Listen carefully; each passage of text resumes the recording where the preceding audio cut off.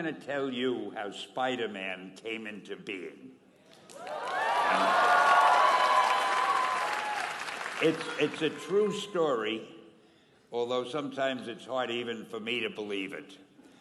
But we had already done the Fantastic Four, and I think maybe the X-Men. I can't remember the order, but my publisher came to me, and he said, Stan, I want you to come up with another superhero. So I said, okay, went home, and when my publisher said do something, I'd better do it because I wanted to keep my job. I thought, what can I come up with now? And the most important thing in a superhero at first is the superpower. Once you get that, everything else comes along. So I thought, what power will I give a new guy? And I saw a fly crawling on the wall. And I said, hey, if I could get a superhero that could stick to walls and crawl on them, man, that would be cool. And no, I'm lying to you. I don't think the word cool was in use then. I probably said it'll be groovy. I'll never lie to you. So I thought that was good. Now I needed a name. So I said, well, let's see, Fly Man, Mosquito Man. I got down to Spider-Man. Spider-Man. It just sounded dramatic. So, okay, I had my hero. I had his power, his name. And then I figured, just for fun, I'm going to give him personal problems. Because except for you people who that your lives are perfect, but most other people have personal problems. And then I thought I'd make him a teenager, because there were no teenage superheroes that I knew of at the time. So armed with all that wonderful material, those great ideas, I ran into my publisher's office and I told him. This was my reaction, the reaction he gave me. Stan, that is the worst idea I have ever heard.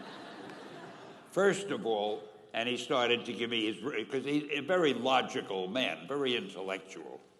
First of all, people hate spiders, so you can't call a hero Spider-Man.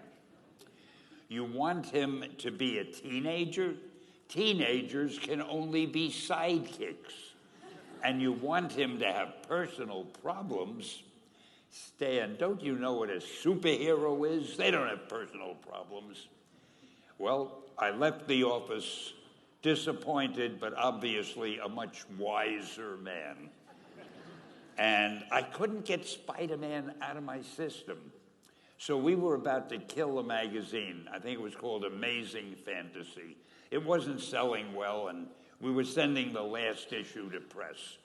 When you do the last issue of a magazine, nobody cares what you put in it because the book is dying. Just to get it out of my system, I put Spider-Man in Amazing Fantasy, featured him on the cover, forgot about it. A month later, all the sales figures came in.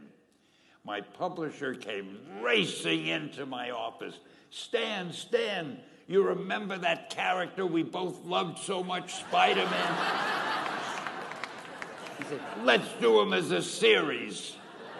Now, why am I telling you this? Besides the fact that I have to kill a little time. If you have an idea that you genuinely think is good, don't let some idiot talk you out of it.